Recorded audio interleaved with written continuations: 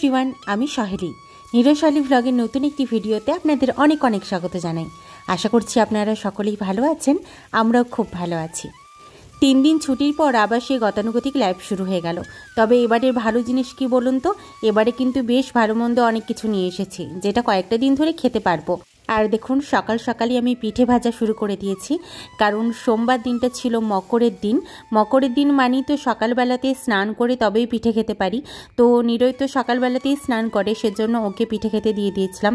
আর আগের দিন যেহেতু এত রাত্রে সে এমনিতেই সকালবেলাতে কিছু করতে পারতাম না, আর ওই পিঠেটা খুব একটা পছন্দ না করলেও যেহেতু মকরের দিন পিঠে খেতে হতো, সেহেতু ওকে এগুলোই ভেজে দিয়েছিলাম। তো আমি ভেবেছিলাম আমিও স্নান করে নেব, কিন্তু খুব দেরি হয়ে গিয়েছিল। ওই জন্য ভাবলাম যে ও আগে বেরিয়ে যাক। আমারও তো পুরো রুমটা অগোছালো হয়ে আছে, ঝাড় দেওয়া হয়নি ঠিকঠাকভাবে, সমস্ত কিছু গোছানো হয়নি।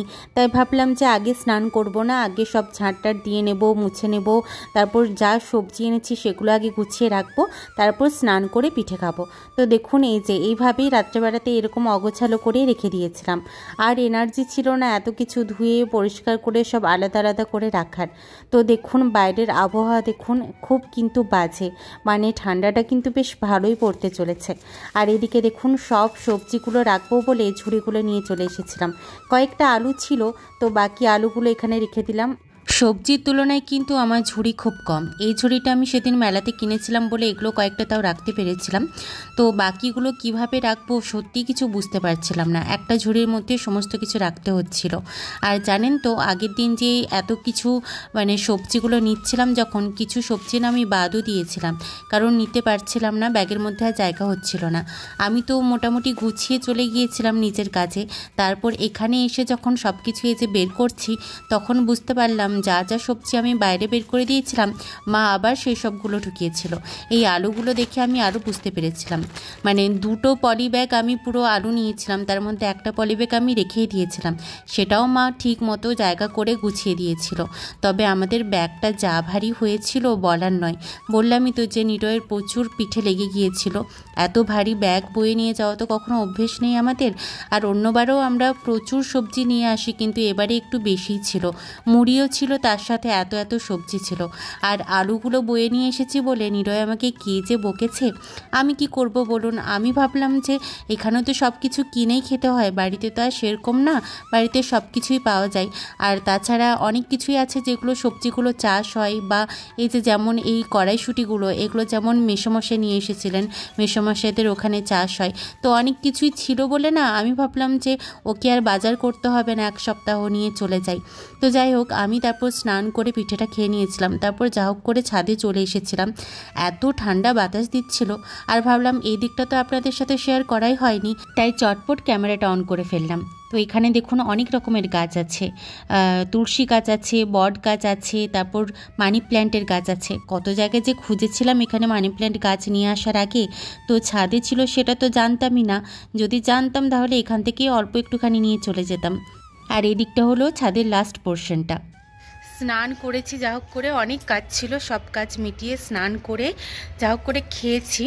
আর ফোনটা না সাইলেন্ট হয়ে রয়ে গিয়েছিল। দিদি ফোন করেছে, মা ফোন করেছে, বাবা ফোন করেছে, তারপর আমি কারোর ফোনই তো বুঝতে পারিনি। তারপর স্নানে চলে গিয়েছিলাম, তো আসার পরেই দেখছি নিরয় চলে এসেছে ব্যাংক থেকে, বলতে যে তুমি ফোন ধরছো না কেন।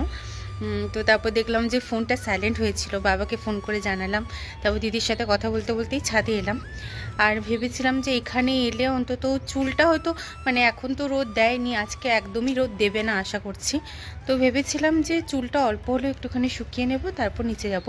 কিন্তু এখানে যা বাতাস দিচ্ছে, প্রচণ্ড বাতাস দিচ্ছে।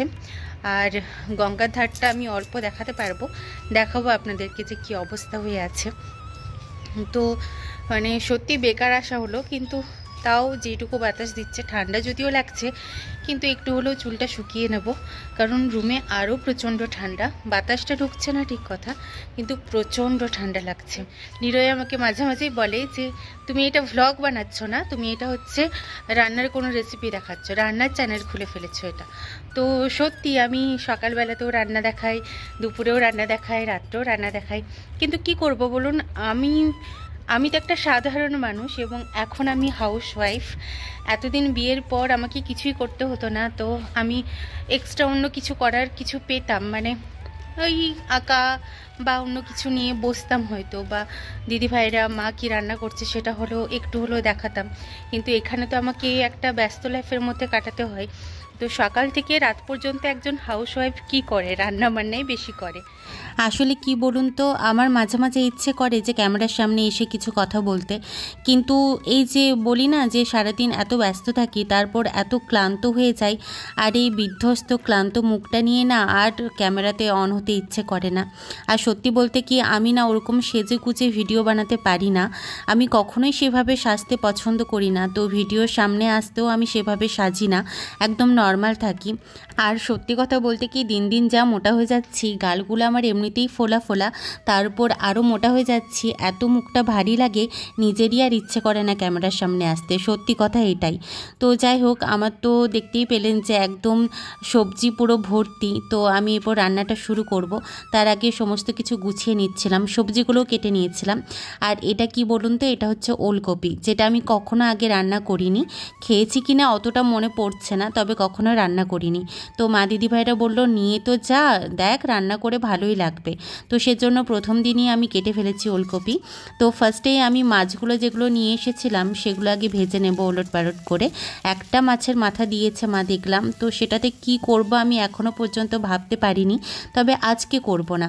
আজকে একটা বেগুন যেহেতু আছে আর একদম টাটকা শাক রয়েছে, তো বেগুন শাক আর এই যে অল্প একটুখানি বড়ি দিয়ে একটা সবজি করব, যেটা আমি আগেও করেছি। তো শাকগুলো আগেই ধুয়ে নিয়েছিলাম, একদিকে শাকটা বসিয়ে দিয়েছিলাম, আর একদিকে আমি এই ওলকপি ফুলকপি সব একসাথেই সেদ্ধ করতে বসিয়ে দিয়েছিলাম, যাতে একেবারে সহজে সব কাজ হয়ে যায়। তো দেখুন এগুলো তো সেদ্ধ হয়ে গেছে, এরপর আমি আলাদা করে নেব, কারণ একসাথে তো আর রান্না করব না, দুটো আলাদা সবজি করব, তাই ওলকপিগুলো আলাদাভাবে করে নিলাম আর ফুলকপি আলুগুলো একদিকে করে নিলাম। তো আমার দেখুন এখানে কিন্তু সবজি রেডি, আমি বড়িগুলোও দিয়ে দিলাম আর এটা নামিয়েও নিলাম। এটা আমার গরম গরম এত ভালো লাগে। তো আমি মাঝে মাঝে কী করি জানেন তো, অনেকটা যেদিন হয়ে যায় আমি একটুখানি অন্য একটা বাটিতে নিয়ে একটুখানি খেয়ে নিই, কারণ এটা ঠান্ডা হয়ে গেলে একদম ভালো লাগে না।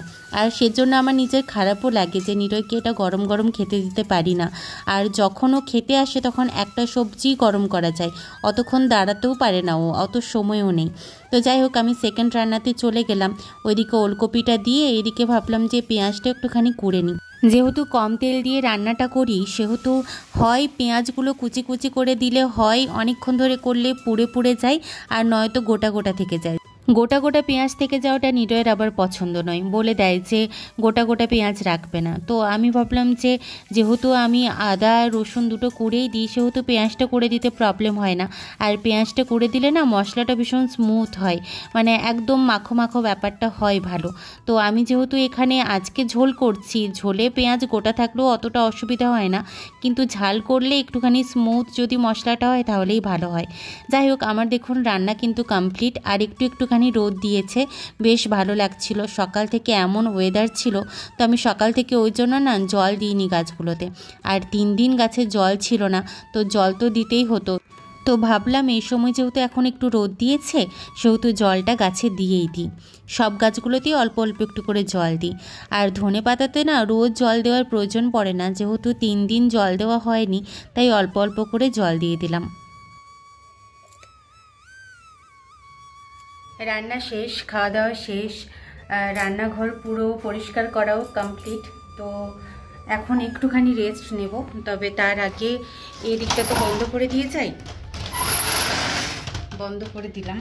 দেখতে দেখতে দেখুন সন্ধেও হয়ে গেল। সন্ধে বলবো না, রাত 8টা বাজছে। তো নিরয় চলে এসেছে, ওর জন্য চাও করে দিলাম। তো তারপর বাড়ি থেকে যে মধুটা নিয়ে এসেছিলাম, একদম টাটকা মধু, তো সেটাই বলল যে ওকে দিতে, কারণ আমাদের দুজনেরই ঠান্ডা লেগেছে। আমার তো ঠান্ডা লাগলে এত সহজে ভালো হয় না, আর নিরয়েরও সেম, সেজন্য দুজনেই 1 চামচ করে মধু খেয়ে নিলাম। তারপরে এই যে কফিটা দিয়ে দিলাম। 2টি মানুষ থাকি, তাতেও দেখুন খাবারের কত রকমের ফিরিস্তি। আমার 1 রকমের বিস্কিট, ওর 1 রকমের বিস্কিট। আজকে খাবার জন্য নিরয় কিচ্ছু নিয়ে আসেনি, তো আমাদের ব্যাগেই চিপসটা ছিল, তো ভাবলাম চিপসটাই বের করে দিই, কারণ আমাদের এই সময় একটুখানি মুখরোচক কিছু চাই। চা খেয়ে কিছুক্ষণ গল্প করলাম দুজন মিলে, তারপর আবার রান্নাঘরে চলে এলাম। তো আমি সন্ধ্যে থেকেই জানি যে আমাকে রুটি করতে হবে, সেজন্য রুটি করার জন্য আটাও বের করে রেখেছিলাম।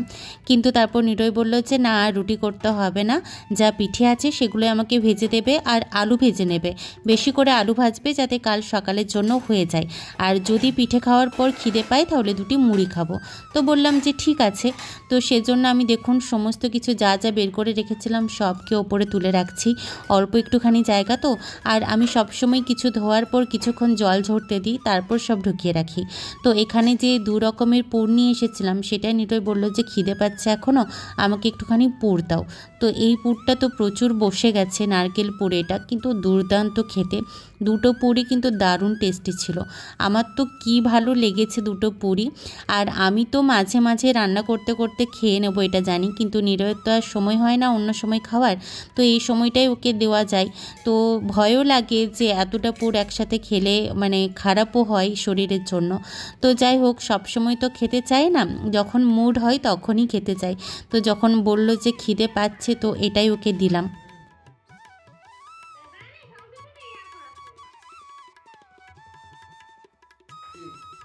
বাড়ি যাওয়ার আগে আমাদের ডিম শেষ হয়ে গেছিলো। আমরা না পেটি পেটি ডিম কিনি, কিন্তু মানে 15 দিনও যায় না মনে হয় শেষ হয়ে যায়, কারণ দুবেলায় আমাদের ডিমই চলে।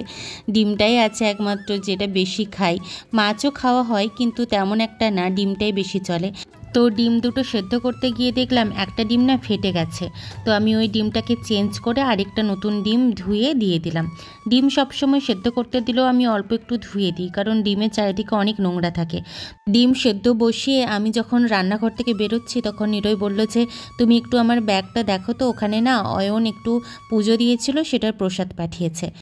অয়ন হচ্ছে ওর ব্যাংকেরই কলিগ, তো ও আমাদের থেকে ছোট হয়, ভাইয়ের মতোই হয়। তো আমি প্রসাদটা বের করে ঠাকুরের পাশে রেখে দিলাম, কাল সকালে যখন স্নান করব তারপর খেয়ে নেব। ডিমগুলো সেদ্ধ হয়ে গিয়েছিল, এগুলো কিছুক্ষণ ঠান্ডা হতে দিয়েছিলাম। আর সেই সময়টাতে আমি আলুগুলো কেটে নিয়েছিলাম, অনেকটা আলুই কেটেছি, মানে আমাদের দুজনের জন্য কিন্তু এনাফ। আর এটা আমি কাল সকালের জন্য করে নিয়েছিলাম। আর প্রথমেই আমি এগুলো আলুগুলো ভেজে নিয়েছিলাম, কারণ তারপরে আবার পিঠেগুলো ভাজতে হতো। পিঠে ভাজার পর আলু ভাজলে কেমন একটা গন্ধ লাগবে, সেজন্য আগে আলুগুলোই ভেজে নিয়েছিলাম। আর এটা আমি আজকে আর রাত্রে কিছু খাবো না, পিঠে খেয়ে ঘুমিয়ে পড়বো। আর নিরও একটুখানি মুড়ি খাবে বলেছিল, সেজন্যই আলুগুলো মেনলি ভাজা। তো এগুলো অল্প একটুখানি নুন আর হলুদ দিয়ে ভাজতে দিয়ে দেবো।